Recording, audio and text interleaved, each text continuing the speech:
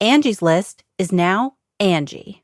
Whether you need help with routine maintenance or you're planning your dream renovation, Angie connects you with top local pros who can get the job done right. It's easy to see reviews, compare quotes, and instantly book hundreds of projects. Plus, when you book and pay through Angie, they'll cover your project up to the full purchase price, plus limited damage protection with their happiness guarantee. Check out Angie.com, and for more on the happiness guarantee, go to Angie.com/happiness-guarantee.htm.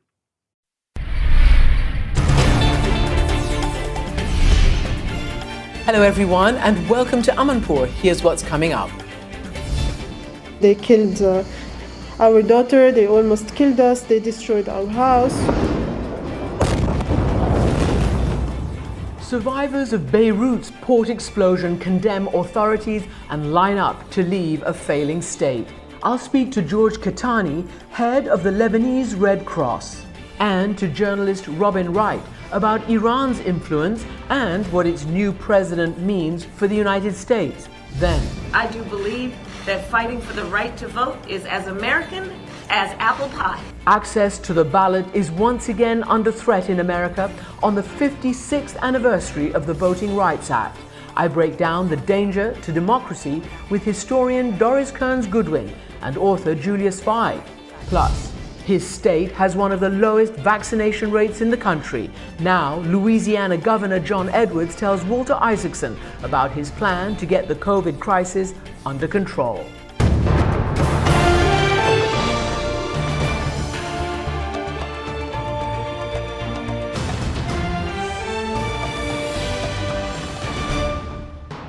Welcome to the program, everyone. I'm Christiane Amanpour in London. Rage and reflection across Beirut today, 1 year since the deadly port explosion. It was one of the largest non-nuclear blasts in history, sparked by dangerous chemicals sitting neglected for years. More than 200 people were killed, thousands were injured, and countless more still bear the invisible wounds, inflamed by the lack of accountability and unanswered questions. Today, fed-up residents clashed with Lebanese security forces, and President Biden announced $100 million in additional aid, and he called out Lebanese authorities. No amount of outside assistance will ever be enough if Lebanon's own leaders do not commit to do the hard but necessary work of reforming the economy and combating corruption. That's essential. It's a vital part of the world, even for the United States. And correspondent Ben Wiedemann now brings us the very human story of that terrible day. Nurse Pamela Zeynoun was on the phone with her mother. At 6:08 in the evening, Beirut's nightmare began. Pamela, in the ward for premature babies, didn't hesitate. I was very focused to save the babies. With 3 babies in her arms, she walked for an hour and a half to find an incubator. While Pamela was walking, the injured flocked to her severely damaged hospital, the Saint-Georges, where the explosion had killed 4 nurses. On that awful evening, more than 6,000 people were wounded, more than 200 killed. A city that over the decades has been through wars, car bombs, and terrorism had never seen anything on this scale. A year later, and most of the rubble has been cleared, some of the damage has been repaired, yet deep scars remain. I know a lot of my colleagues, they are still on medications, they are still having a very hard time sleeping or eating, or they still are remembering what happened, so it's really tough. Paul and Tracy Najjar lost their 3-year-old daughter, Alexandra, in the blast. Like many here, they blamed the disaster on Lebanon's political elite. Yes, last year after the blast, we decided to leave, which is a normal decision. You know, they killed our daughter, they almost killed us, they destroyed our house. They're still here. Paul was recently elected to the Order of Engineers and has become a vocal advocate for change and accountability. Accountability that, until now, remains elusive. Ilyas Malouf lost his 32-year-old son, Georges, who was in the port when the blast happened. He regularly joins vigils with other relatives of the dead, demanding justice. Every day his mother cries and cries, Ilyas tells me. She asks, why doesn't George come over for coffee? Why doesn't he come over for the weekend? The port blast is just one catastrophe visited upon Lebanon, which in the last 2 years has seen unrest, political paralysis, financial and economic collapse, and the COVID pandemic. All of this, when the explosion happened, was full of rubble. Hani and Kiana have come back to their old flat overlooking the port. Hani, most of his injuries were on his right side, and he crouched here like this. So that's why you can still see all of his blood. Both were wounded by flying glass, scarred and traumatized. Hani and Kiana are leaving Lebanon. If we would see an immediate future, then we wouldn't leave. Lebanon's future is dark. The jarring images of a year ago seared into the memories of everyone who lived through it. The nightmare isn't over. Ben Wiedemann reporting there on the tragedy a year ago and the brain drain now. George Katani has been Secretary General of the Lebanese Red Cross for 8 years, and he's joining me from Beirut. George Katani, welcome. I mean, it must be awful for you to see, even today on the anniversary, what's happening in the streets, to hear about the lack of accountability, the brain drain. The Red Cross has been on the front line for decades, and you've been leader for the last couple of decades. How are you feeling today about what seems to be a failing state now? As Lebanese Red Cross, and according to the fundamental principles of Red Cross Red Crescent, we are trying to give a hope with the support of the movement of Red Cross Red Crescent to continue supporting the community. And this is our challenge, how we can give hope to the vulnerable people. When we start responding 1 year ago, and it was a tragedy, a disaster, we don't know what happened, what's going on. And we evacuate at night only, I'm not talking the second day, or the 2,600 treated and evacuated, and between them some COVID cases from ICU. You know, there's 4 or 5 hospitals destroyed. And also we try to help the community in giving cash for 11,000 families. So we at Lebanese Red Cross, we try to complement and to help the community, saving lives and protecting the dignity of the community. This is what we are trying in primary health and ambulance service, blood for hospitals also and for these people, and of course in relief, and especially, and as you mentioned in your programs, in mental health, psychosocial support, and restoring family links. Mm-hmm. You know, George Katani, you're trying to give help. Obviously, that's what the Red Cross does around the world, and you're trying to give hope. You saw in our report from Ben Wiedemann that hope is in very short supply. I want to ask you about the role of the Red Cross. I mean, you know, you have provided something like 80% of the ambulance services in a country where 80% of the hospitals and medical centers are private. This is stuff that the government should be doing, not necessarily the Red Cross. Explain what it takes when the Red Cross suddenly becomes the main public health sector. The Red Cross after the Civil War was replacing the government, especially the Ministry of Health, through an agreement in ambulance service. You call 140 like 911, the Red Cross will respond. But the Red Cross are independent, neutral, and impartial to try to be accepted and respected and trusted by the community. Also, we are leading in the blood bank, where we have 13 blood banks in the country. And as I mentioned before about the primary health in support and disaster management and relief and others, the role of the Red Cross in general, the role of the movement of Red Cross Red Crescent, and supported by the Federation, International Federation of Red Cross and Red Crescent, and ICRC, International Committee, and our movement of Red Cross, we are trying always, as I say, to complement and to help the community.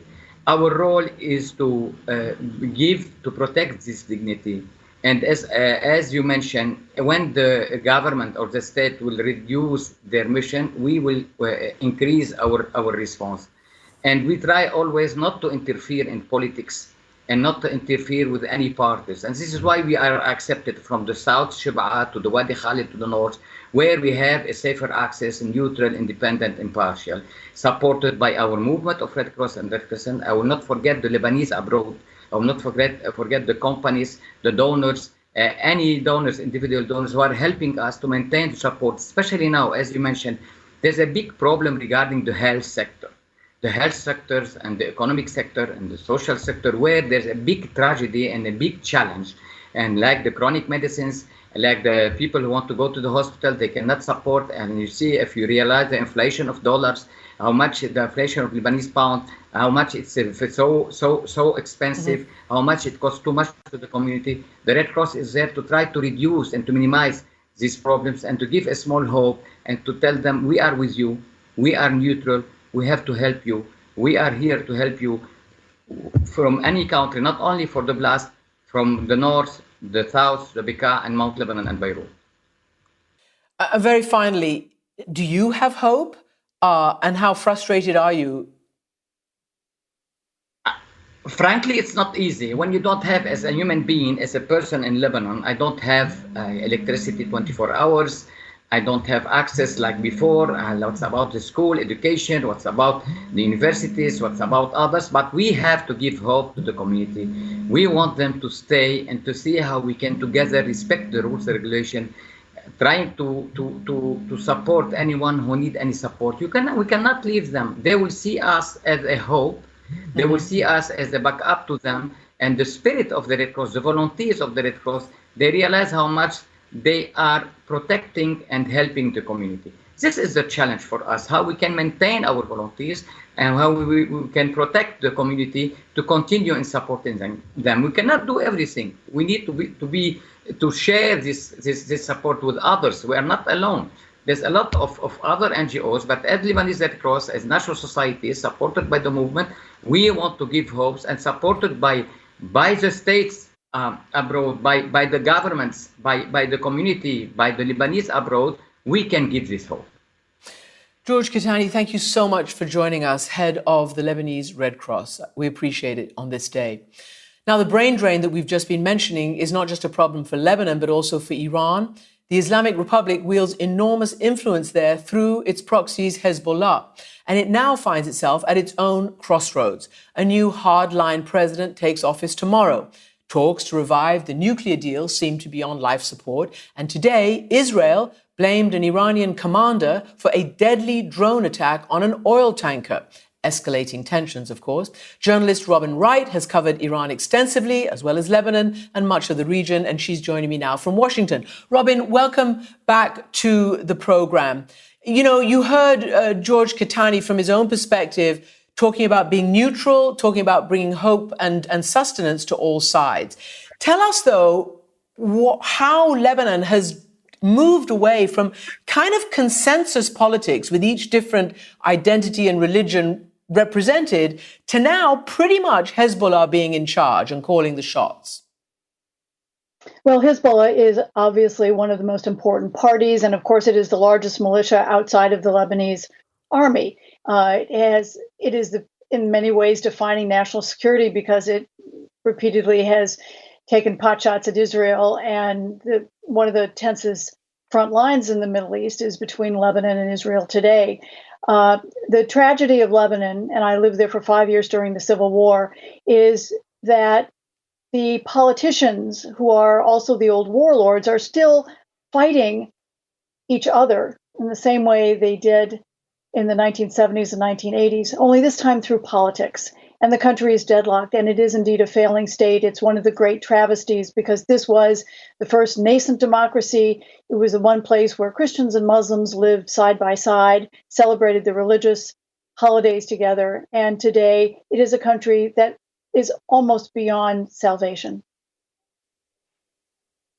So, Robin, let me ask you what you think is going to happen to Lebanon and maybe to Iran, because there are reports that amid escalating tensions in the region, there has been heavy artillery fire from Lebanon into Israel. And it's presumably, although I don't know whether it's been named that yet, from the south where Hezbollah have their positions. That on top of Israel naming and calling out the Iran Revolutionary Guard commander for unmanned vehicles for that attack on the Mercer Street, the ship in which 2 people were killed a few days ago.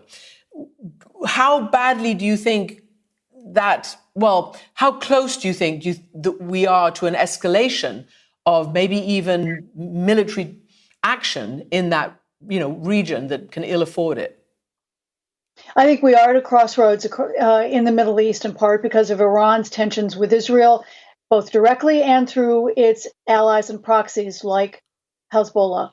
We're reaching a point that over the past year, whether it's the kind of maritime tensions playing out among tankers, the attacks on tankers, and by both sides, is reaching an unprecedented point.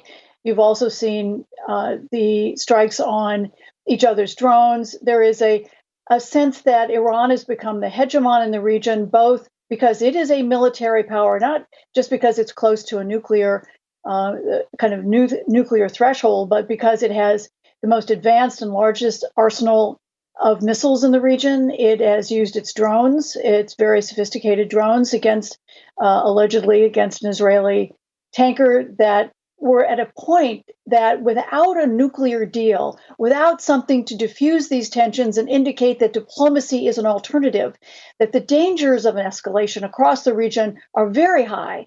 It may be potshots here and there. It may not be the kind of open conflict we've seen in the past, but this doesn't make it any less dangerous. So then let's, what do you think? I mean, you've covered it as much as anybody, of the chances of a nuclear deal. Clearly, both sides wanted it. The Biden administration wanted to go back into the deal that Trump pulled out of. The Iranians wanted it because of the sanctions, etc. But now it looks like it's definitely hanging by a thread. You've got this hardline Ebrahim Raisi, who's about to be, sworn in tomorrow. And you've got the Secretary of State of the United States saying the following. Blinken said a few days ago, talks on the nuclear deal with Iran cannot and will not go on indefinitely. What information do you have about whether this is going to happen and whether Raisi wants it to happen? I think there's increasing pessimism in Washington. There had been hope that while the negotiations would be tough, that they would reach a point where they could compromise and revive one of the most important nuclear deals in more than a quarter century. And after 6 sessions, the United States proposed in June a package that the previous government took back to Tehran, and the hardliners, sensing their emergence and control of foreign policy as well as domestic policy, basically rejected. And so the United States, frankly, doesn't know when the next session might be, or even if there is a next session.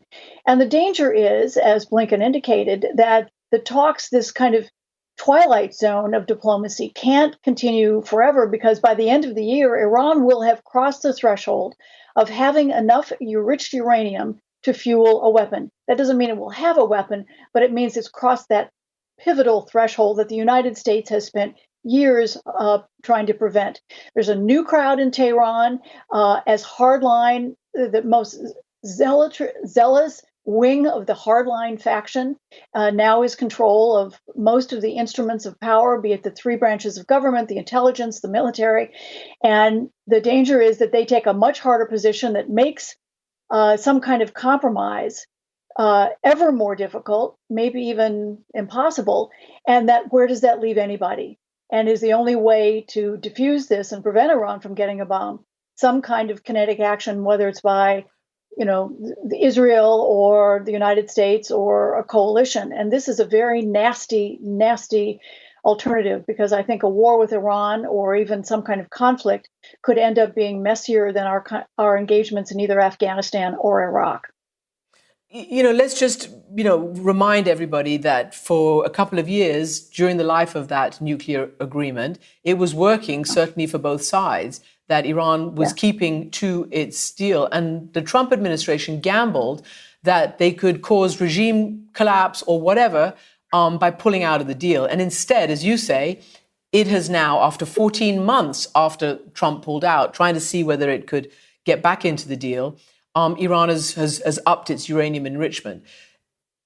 again, this is very bad news for those who wanted that arms control agreement. Do you see Ebrahim Raisi as a hardline revolutionary and a human rights violator who's been sanctioned personally by the United States and by other entities, ushering perhaps a return of the really even worse old days of the Ahmadinejad regime, constantly aggressive, constantly on the offensive, no sense of trying to be diplomatic or in any sense of having a nuclear arms control deal? Potentially worse than the Ahmadinejad era. This is a man who has no political experience, no economic or foreign policy experience. He has said very little beyond that he wants to return to the deal, he wants sanctions lifted, but the question is, of course, under what terms? And the danger is that he is influenced by others who are in the military and the intelligence community, in his own new foreign policy team, who do have some experience and want to present tougher demands on the United States that are unacceptable to Washington and potentially even the other partners in the nuclear deal. The dangers, Christian, are not just that Iran gets closer to a bomb, but that if Iran begins to cross that threshold, that other powers in the neighborhood, Saudi Arabia and beyond, try in turn to get their own weapons, that we would enter an era of the proliferation of a nuclear weapon, which so many people spent the second half of the 20th century trying to avoid.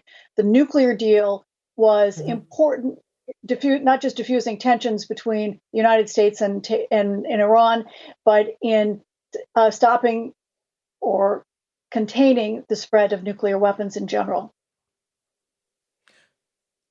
Inside, again, you're a very keen observer. You've reported a lot on that.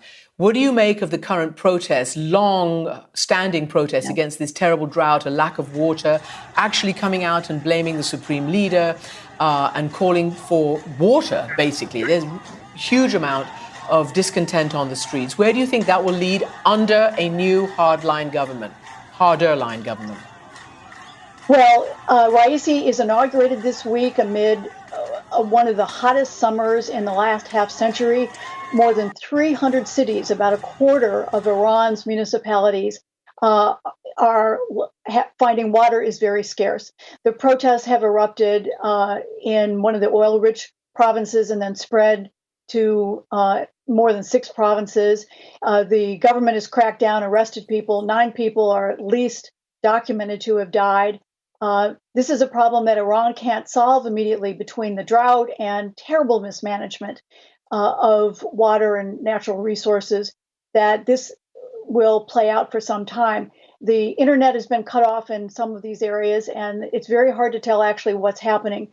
It's a hot summer, as you know better than anyone. Temperatures rise in August, and this is a hot summer both politically and physically for the Islamic Republic. One of the most difficult parts and challenging parts of the world right now. Thank you so much indeed, Robin Wright. Owning a home is a great thing. It's yours, it's a part of you, and a reflection of who you are. Great things can take a lot of work, though. Maintenance, repairs, and updates, you know the drill. Unfortunately, there isn't an owner's manual for taking care of your home, so sometimes you need a professional to step in and help. Introducing Angie, the app that puts the home help you need all in one place. And you can use it for whatever you need done, even when you need it done now. With Angie, you can connect with expert professionals for hundreds of projects and see clear upfront pricing. You can even book appointments and securely pay pros through the app in seconds. It's never been easier to fix emergency leaks, find the best contractor for a renovation, or schedule all your seasonal maintenance so you don't have to worry about it. This is Angie, your home for everything home. Download the Angie app today or go to Angie.com. Now, the United States, of course, has long clashed with Iran over a number of issues, including human rights and democracy, of course. And this week marks the 56th anniversary of America's Voting Rights Act, signed by President Johnson. But that landmark legislation is now under assault. At least 18 states have enacted laws restricting ballot access, according to the Brennan Center for Justice, leaving democracy hanging in the balance. Historian Doris Kearns Goodwin once worked for LBJ and is the author of No Ordinary Time. Julius Feig has written a biography of LBJ's secret weapon, which was his wife. It's called Lady Bird Johnson Hiding in Plain Sight. And we welcome both of them to the program. Doris Kearns-Goodwin, let me start by asking you to frame the discussion in the framework that we're all looking at, which is democracy and voting rights, no matter where it is. But in the United States, on Friday, it'll mark 56 years since Johnson ushered in the Voting Rights Act. Solid for the future, Doris Kearns-Goodwin, or hanging by a thread? It's a very worrisome thing. There's no question that what LBJ said when he signed that act, and I was actually in the House of Representatives just as an intern when that act was signed. It was so exciting. We knew that something had changed, that the manipulations that were being used by the southern states were going to have federal authority to look over them and determine whether or not something was happening. And there was a sense in which Johnson said the most basic right of all is the right to vote, without which all the other rights are meaningless. This is not a Negro right, not a white right, not a Northern right, not a Southern right. It's an American right. It's not a moral issue, he said. It is simply wrong to deny fellow Americans the right to vote. And how heartbreaking it is to see that between the Supreme Court decision in Shelby, that all the states are now going back to these voter suppression laws. It's the most fundamental thing we have to fight for today. It's for everyone in this country. You diminish the right of some, you diminish the right of all. I couldn't care more about any issue than this.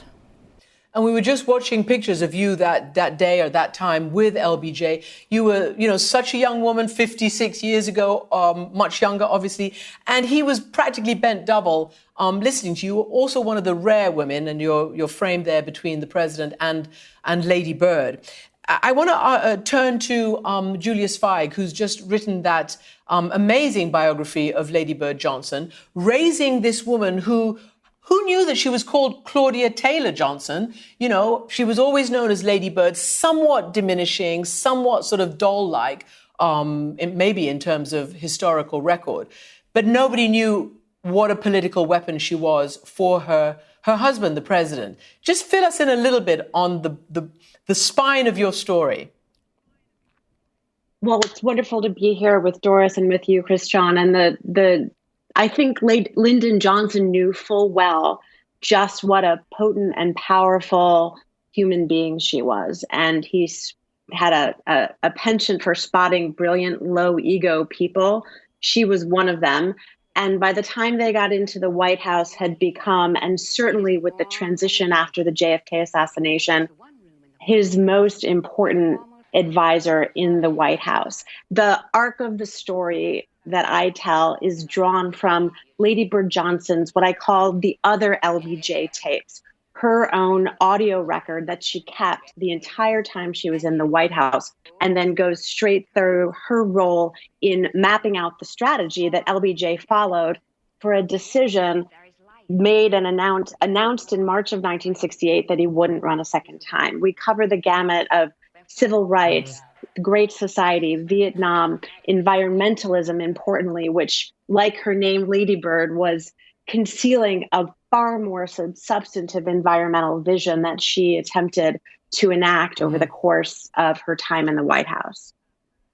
Yeah, and it was a political partnership. We'll get to a little bit more of that in a minute, Julia. Very but much so. I want to play, because you refer to these, these tapes who really nobody knew about until you've brought them out. They were there, but they weren't sought out. So in 64, just ahead of the signing of the Voter Rights Act, she went on a train trip to certain southern states. And I think it was called, I want to just say that it was called the Lady Bird Special. And this is a soundbite that is about that. And I just want to talk about it in a sec. What do I think I and my little trip into the South can do about it? Nothing much. Just sort of to say that whatever your feelings now and for the years to come, the South, to this Democratic candidate for president and to his wife, is a respected and valued and beloved part of the country. Doris, that is an amazing reveal. It's an amazing discovery. It's an amazing piece of the historical archive that's come out now. You were there. We showed pictures of you, obviously, and the president and the First Lady. Tell us from your perspective whether it was known then how politically significant she was, and she wasn't just only about beautification and wildflowers. No, it's wonderful looking back at this history through these new tapes and Julia's book. I mean, clearly what was known then, when she made that whistle-stop tour through the South, she was talking about a new South. It wasn't just a South she was proud of, but a new South that after the Civil Rights Act was passed would become more a part of the nation. She got a lot of blowback from that. She got things saying, you know, Lady Bird, Blackbird, go home. There were death threats. There were bomb threats. And she kept going to the heart. And she won 3 out of, I don't know if she did, but LBJ won 3 out of the 8 states that she traveled to. I mean, I saw her, you know, especially after the presidency was over, when I actually lived at the ranch. So I was in that house with her day after day. I saw the anchor that she was to her husband. There's no question. Without her, his life, I think, would have been inconceivable as a political figure. But what's so exciting about the new history that's opening up, not only from Julia, but I think from women, you know, first ladies used to be mentioned in the 19th century just as Mrs. Harrison or Mrs. Pierce. They weren't even mentioned by their full name. And now with all women writing about first ladies, writing about women's history, we're getting I'm an old person right now, and I'm thrilled at the idea that this new kind of literature is coming out. It needs documents, though, and I think that's why the finding of these secret tapes allows Lady Bird's voice through Julia to be exhibited. I mean, I heard that voice, I knew that voice. I did not know the extent to which she was involved in all these decisions that I now know, so I'm very thrilled to be part of an older person looking at younger people getting in this field and doing what we need to do all along. History comes from the ground up. It's not just first ladies. I think what women's involvement in history has brought is the citizen involvement in history as well. So it's an exciting time to be an historian and watching all this stuff that's going on. I commend Julia. There's a new book written on Nancy Reagan by Karen Tumulty. The same thing. She's come out as a figure in her own right because of the documents that are there. So it's great. I'm going to delve a little bit more into who actually records history with you, Doris, but I want to do a turn quickly, obviously, about LBJ and Lady Bird to Julia. So we've talked a little bit about her civil rights train and what she and her husband obviously believed so much in. Remind us, though, she wrote a 9-page memo that you touched on describing why he should run in I think it was 64, and why he would not run again, 4 years later. And it was an extraordinarily prescient memo as a senior advisor. In fact, some of the press used to call her Madam Vice President, kind of, when there wasn't actually the vice presidential slot filled at the beginning of the Johnson presidency. Correct. 1964 is a critical year. There was no vice president until, of course, the inauguration in January of 1965, when Humphrey was on the ticket. In early 1964, just 5 months into their time in the White House, Lyndon Johnson is looking around and he's got civil rights stuck in the Senate. He's got escalation in Vietnam and the pressure from Kennedy's War Council, whom he kept on board, to escalate. Robert McNamara, the Secretary of Defense, has gone to Vietnam 5 times already since the beginning of the year, and he's coming back to Washington. And LBJ knows, and Lady Bird understands too, that Vietnam might well derail their very ambitious domestic agenda. Doris, you mentioned first ladies, but I'm interested in your view of who's telling history, whether it's about first ladies or anybody. By and large, most of history, certainly, that I've read in the past and now, is told by men. You're one of the rare, major, prominent, award-winning presidential historians, but historians, point blank, as a woman. Tell me about how it would change if there were more people of color, writing the history of what happened in America, not just slavery and civil rights, but in general writing history. What if there were more women, half the population, writing history? Do you ever think about that and how the narrative and the story of your country might be different? I do think about that. I mean, I think one of the things that's happening right now, not only with the writing of history, but with the teaching of history, is that the understanding is the country as a whole is, as I say, change has often come from the ground up. When I look at my guys that I wrote about, who are mostly the presidents, right? It's a top-down history that we used to have when I was in school, even when I was writing, except for luckily Franklin and Eleanor. I was able to have Eleanor equal partner because there were documents that documented her role. First lady to have a press conference, first lady to do daily columns, an extraordinary character. But I think the more women that get involved in writing, the more people of color that get involved in writing, we need to have a history that's all of our country, that tells the story from the beginning up, that sees the troubling parts, that deals with the issues of race, that deals with the issues of discrimination, and that also deals with the progress that has been made. And I think it's a healthy thing that we're having this debate right now, and that more people will be writing history who are women, who are people of color, who are people who've been discriminated against, and they can tell their story, and their story is part of our story. So your guys are Lincoln, FDR, LBJ, and Teddy Roosevelt. Teddy Roosevelt, exactly. Okay. So let's talk about one of the things that FDR did that you write about and that you're concerned about now that Biden is taking on, and that is the idea of massive infrastructure. Tell me the historical reason for that being so important and how you think the Biden attempt to pass a big infrastructure bill will turn out and what it will mean for the American, for the state of the country and the history of the country. I mean, what FDR understood when he first came into the presidency was that the most important thing was to get first the banking crisis solved, which is the equivalent of getting the vaccine to the people for Biden. But then the next thing was to get people not only jobs, not only temporary jobs, but permanent jobs. And that meant rebuilding the infrastructure of the country. So we had LaGuardia Airport, the Lincoln Tunnel, the Bonneville Dam, the TVA administration, a rural electrification. I mean, in a certain sense now, when Biden's talking about bringing broadband to rural areas, that's what FDR was doing, bringing electricity to rural areas that didn't have it, knitting the country together by having bridges and roads and divides. Do you know, even Abraham Lincoln, when he was 23 years old, the first time he ran for office, it was on infrastructure so that poor people could get their goods to market by roads and rivers and bridges. So I think the infrastructure thing is an extraordinary thing for the country as a whole. And then I think after that's done, if that's done, then the voting rights thing is still absolutely essential. If he can get all those things done between the COVID-19, infrastructure, and voting rights, it will be an historic presidency. Doris, let me ask you a final question. One of the things I know that you hope is that a successful infrastructure and a successful, realignment of what government can bring to the states and to the people might turn those who don't believe in government anymore back to believing in government. How do you think, and how has that been eroded? Certainly since, surely since Reagan, when he just said that was one of the worst things you could imagine, having faith in the federal government.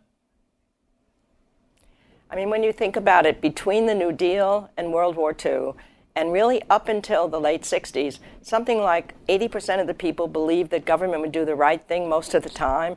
And then that began to erode with the credibility gap with Vietnam, then with Watergate, and then with Reagan having said that government was the problem, not the solution. And now the question is, if infrastructure were done correctly, if people began to feel that their daily lives were made better because government had done something that was important for them, would their trust in government begin to grow? Because what is government? Government's us. It's collective action. It's the belief that we can do things to make our country better. And if those combinations of things, if we get the virus under control, if indeed we get the infrastructure going so that people's daily lives are better, their community lives are better, their city lives are better, and we get voting rights, then maybe that will mean that trust in government has increased. Then that's a transformative thing in its own right. Indeed, and we will see about that with our next guest, because obviously it's been such a problem during COVID, the mistrust of government and how to, really look after the whole of the United States. Doris Kearns-Goodwin, Julius Feig, thank you both for joining us. So we turn now to Louisiana, which is experiencing its worst COVID surge yet with an all-time high in hospitalizations. While the vaccination rate in Louisiana is among the lowest in the country, it is also now rising. Democratic Governor John Bel Edwards has reinstated a mask mandate in an effort to curb infections. And here he is talking to our Walter Isaacson about wrestling with the COVID crisis and what good government can do. Thank you, Christian, and Governor John Bell Edwards. Welcome to the show. Thank you very much, Walter. It's good to be with you. Louisiana is one of the worst hotspots now. More than 2,112 people are in the hospital. Tell us, what's the latest? Well, first of all, unfortunately, we're not one of the hottest spots. We are the hottest spot as measured by the 7-day case rate. And quite frankly, it's not even close, just the rate of growth in cases, which is fueling the hospitalizations, as you mentioned. And that 2,112 that we have admitted inpatients across the state of Louisiana who are dealing with COVID, that's the highest number throughout the pandemic. What's really most concerning right now, Walter, is that the percent positivity of our test continues to increase. Today, we're going to announce that the percent positivity here is 15.4%. Last week, it was 13.2%. By the way, it hasn't been that high in over a year. And when it was higher, it was with 20% as many tests being conducted, almost all of which were being done in emergency departments early in the pandemic last year. Well, we're now testing 500,000 people a month. And we have that kind of positivity. And what we know is the first indicator that you are reaching the crest of the surge will be when that percent positivity levels off. And then, of course, we need it to go down. And so even though we have the worst numbers in the country, the worst numbers we've experienced in the pandemic, there is nothing on the horizon yet to indicate that things are about to get better, which is why we have reinstated the mask mandate to mirror the CDC recommendations for people 5 and over. And that includes our K-12 schools. It includes higher education. And this is for indoor public settings because we have to curb transmission. This Delta variant has been a real game changer. And quite frankly, we didn't do a good enough job of getting enough people vaccinated in the time that we had before this fourth surge really got started in earnest. And we are now paying the price. We're playing catch up as best we can. And the only good news I can report to you, Walter, is that over the last 3 weeks, our vaccinations have increased by about 300%. And in fact, I believe that in terms of week over week increase, we are leading the country in that regard right now with respect to new vaccinations. And so that is welcome, but we have a very, very long way to go. So the news of this surge has caused people who were hesitant about vaccines to change their minds and say, I want vaccines?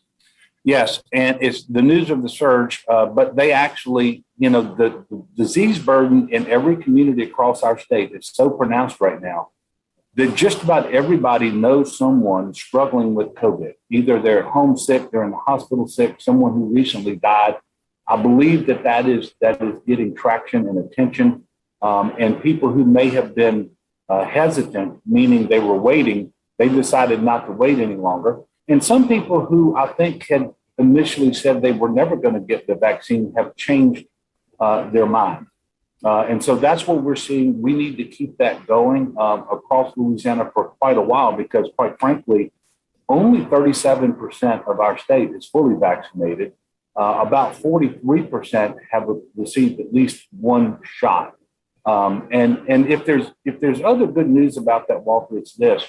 At least as of right now, the vaccination rates in our nursing homes have been very good.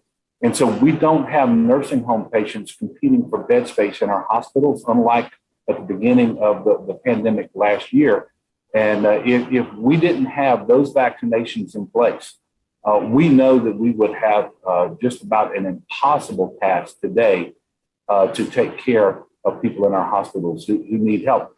And Walter, this is a point that's lost on a lot of people. It isn't just the COVID patients who need space in the hospital. It's stroke victims. It's heart attack victims. It's people who've been in motor vehicle accidents and so forth. And when their hospitals are full, and when we say full, we might have empty beds, but what we don't have are the doctors and nurses and respiratory therapists to actually staff those beds. And that is an increasing challenge that we are trying to help our hospitals with every single day. I had a call yesterday with the medical directors of every tier 1 hospital in the state. Every region was represented, and they're all having the same issues. In fact, 46 hospitals, 46 in the state of Louisiana have asked me to find help for them with respect to staffing. That's how acute things are in Louisiana today. You come from rural Louisiana. Your mother was a hospital nurse, if I remember correctly. What are you hearing from people about why they're hesitant to get the vaccination, and what arguments are working? Well, look, first of all, the reasons run the whole gamut, and the sources of misinformation out there are just so plentiful that it's hard to stay on top of. But many times it's people who are worried about fertility, or they say they don't know what's in the vaccine, or that it's experimental and so forth, or that they trust their own immune system. Believe it or not, we've had a health emergency, public health emergency here since March of 2020. We still have people who believe COVID isn't real. Well, wait a minute. So can they believe that now when everybody knows somebody's had COVID in Louisiana? Yeah, well, the ones who get it, sometimes when they're told in the hospital, well, yeah, these respiratory symptoms you have, all these other things, it's because you're COVID positive. On occasion, these patients get angry because they say, no, I can't be COVID positive because COVID isn't real. But what can you do about that misinformation? Well, it's very difficult. We continuously try to put out good information and appeal to people. We have people who go to the hospital and once they realize they're in really bad shape and about to be intubated, they will ask, okay, please go ahead and give me the vaccine that I have thus far avoided. And they can't receive the vaccine at that point. And even if they did, it would be too late to do them any good. And so just working with people, we had a very powerful press conference this past Monday. And it was the most powerful that I had seen.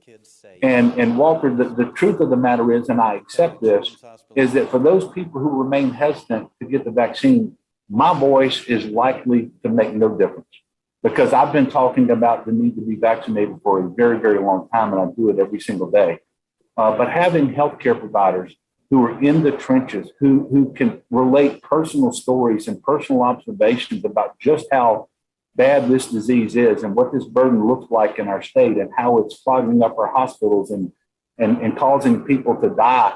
And not just exclusively in the COVID population, but if you have a stroke victim at a small rural hospital who cannot be transferred to a large tier 1 hospital where they can receive a higher standard of care, that outcome is likely to be poorer than it otherwise would be, to include death. And so having those people tell these stories, and including how many young people are being adversely affected. And that's one of the differences here with Delta, Walter. People need to understand about 20% of all the cases that we're announcing over the last few weeks are in people under 18.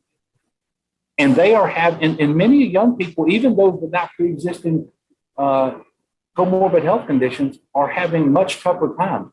And they're actually having the classic cases of COVID that involve respiratory problems, and not just the multi-system inflammatory syndrome children, which is what we saw previously.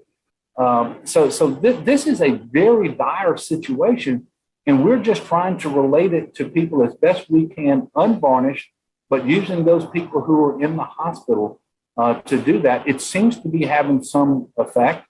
But quite frankly, I am dismayed by the number of people who remain opposed to vaccines, and how many people seem to be purposely undermining public confidence in things like vaccinations, in things like mitigation measures such as masking. Give me some examples of that. Who is publicly trying to undermine you on vaccinations? Well, unfortunately, the Attorney General here in Louisiana, and as if we don't already have religious and health and other reasons to opt out of a vaccine. He's talking about all the reasons that you can opt out of a vaccine if you want, as if we're even mandating it right now, which we're not as a state. You're a Democratic governor, but you got a very conservative Republican Attorney General who's trying to tell people how to opt out of vaccines. How to opt out of vaccines and masking. And have you talked to him? I mean, is there a way that you can reconcile this? Well, I don't know how to do that. quite frankly, I don't believe he's consulting with any public health experts. And what he's doing has no basis in the law. And so it's very difficult to deal with him. And there are certain people who are going to listen to that. But what we have to do is minimize that number. Look, in-person education, for example, in our schools is so important. The learning loss last year, because of COVID and so many people young children who were not in the classroom. And by the way, the test results came back this week and they were announced. We know that the kids who spent the most time in the classroom had the least amount of learning loss, and they did much better. We want all of our kids in person in education, but it has to be a safe environment.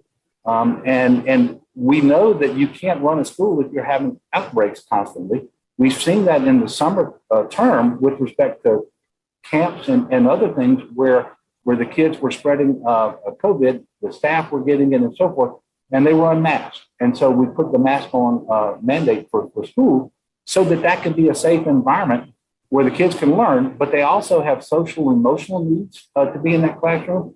Nutrition needs are satisfied when they go to school, and for other reasons as well. And kids under 12 don't even have access to a vaccine today. The vaccination rate between kids between 12 and 18 is only about 13%. And so we have to do better. This is a CDC recommendation. And by the way, we don't want kids leaving school and going home to mom and dad and grandma and grandpa to bring COVID either. You said that patients are having, for non-COVID issues, are having trouble getting treatment. Tell me what that has done. Well, what it's done is it's caused people to not be able to get a bed in a hospital where they need to be in order to have a surgical procedure. But when you don't have the staffing available, they are having to postpone anything that isn't an emergency procedure, and whether it's surgery or medical. And what's not an emergency today can be an emergency next week if it's been delayed, and so forth. And so this is really having an impact across the state of Louisiana. I know, for example, you talked about my mother being a nurse. My sister is a nurse as well, and she works in Hammond at the biggest hospital there. She's in her early 60s. She survived breast cancer. She's immunocompromised as a result of that, but she goes to work. And in fact, she's having to do extra shifts because that's what's required right now of the nurses. I have a niece who went to work on Sunday, Walter, and at a small rural hospital, they needed to transfer out a patient to an ICU. She personally called 38 hospitals in the state and out of state, could not locate an ICU for that patient. And we cannot pretend that isn't affecting adversely the outcomes of these patients. And so that's how acute the situation is, which is why we need everybody on board to lower the transmission and let's turn this thing around again. And I believe we're going to get there. I'm an optimist, and I'm praying very hard. We're working very hard, but we need people to get on board. And quite frankly, I appreciate what the president started saying yesterday. If you're not going to lead in a positive direction, at least get the hell out of the way. And we need some people in Louisiana to get out of the way. You're a Democratic governor in a conservative state, but you're very pro-life. How do you make the pro-life argument to the others in Louisiana? Yeah, well, and this is one of the things that I've always said. Pro-life, to me at least, has to be more than just simply anti-abortion. It has to be pro-life. And we've had over 11,000 people die. Yesterday alone, we announced 59 deaths in Louisiana. 4 weeks ago, we announced 2 in one day. And when you think about that, and you know that 90% of the people in the hospital are unvaccinated, and that if you simply vaccinate yourself, you're 25 times less likely to die from COVID, this does have a pro-life element to it. And I don't understand why that connection isn't being made. and that there isn't more of an effort across the entire political spectrum, but especially among the more conservative folks in Louisiana with respect to the pandemic. I mean, this is the biggest challenge for life anywhere in the world today, and it's manifesting itself right here in Louisiana in a way that we haven't seen up to now. And I am making appeals to people. I actually mentioned this in my press conference on Monday to try to get people to view it in this light. And I will be having a call with pastors from around the state tomorrow. Governor John Bell Edwards, thank you so much, and good luck with your fight. Walter, thank you so much. And we accept help, we accept prayers, and we're going to get through this. The people of Louisiana are good, decent, resilient people, and we're going to get through this. But boy, I'm looking forward to cresting and starting to come down on this surge, because we are literally overwhelmed at the moment. Well, good luck with it, sir. Thank you. And finally, despite the COVID spike in Japan, there have been many gee whiz moments this Tokyo Olympics.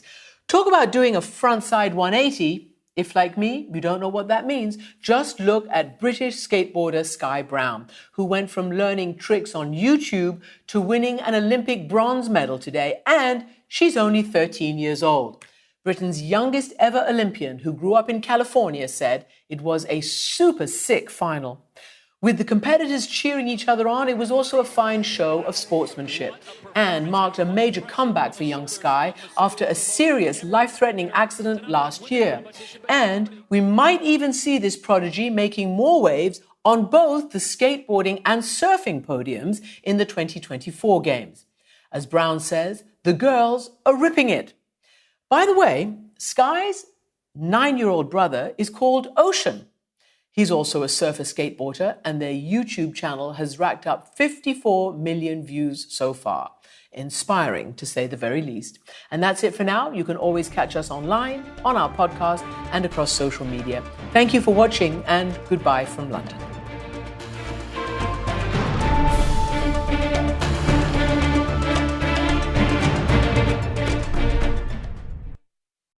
Having your own home is awesome, but it's also a lot of work. The good news, finding help for your projects has never been easier. Introducing Angie, the app that puts all your home care needs in one place. Need a pro to fix that emergency leak? Maybe you're looking to set your seasonal tasks on autopilot. Angie can handle all that and more. Expert pros, hundreds of home projects, clear pricing, and the easiest way to book and pay in seconds. This is Angie, your home for everything home. Download the app today.